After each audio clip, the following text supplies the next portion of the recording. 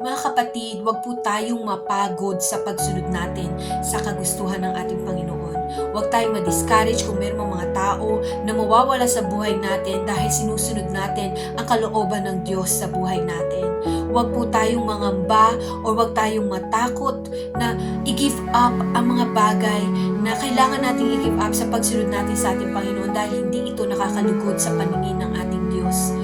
Dahil ano ba ang magiging natin dito sa mundo kung ang lahat naman ng naririto sa mundo ay temporary lamang? Sinabi po nakasaad sa Mateo 16 verse 26 to 27 from Magandang Balita Biblia, sapagkat ano ba ang mapapala ng isang tao, makamtan man niya ang buong daigdig, ngunit mapapahamak naman ang kanyang sarili. Ano ang may bibigay ng isang tao kapalit ng kanyang buhay?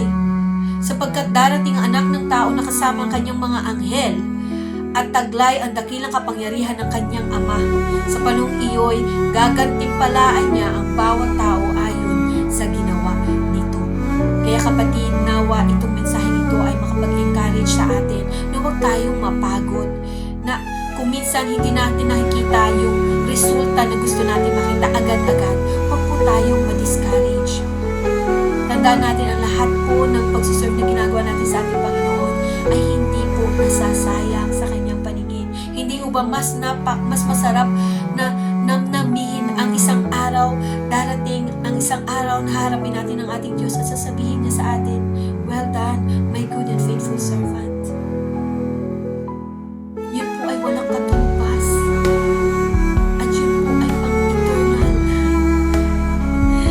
Kapatid, hindi po masama ang maghangad ng kayamanan dito sa mundo. Pero nawa hindi ito maapektuhan ang oras natin para sa ating Panginoon. Hindi ito maapektuhan ang pagsuserve natin sa ating Diyos. Hindi ito manakaw ang desire natin na manatiling uhaw sa salita, sa presensya ng ating Diyos. Hindi ito manakaw yung oras natin para sa ating Panginoon. Dahil napakadaling nakawin ng mundong ito, ng mga temptations dito sa mundo ito, ang oras natin sa ating Panginoon. Kaya kapatid, may this word encourage us. Ang hope natin ay nasa ating Panginoon dahil lahat ng iniipon natin dito sa mundo ay hindi natin madadala. Lahat yan ay temporary lamang. Pero ang lahat ng iniipon natin para sa ating Panginoon ay pang-eternal.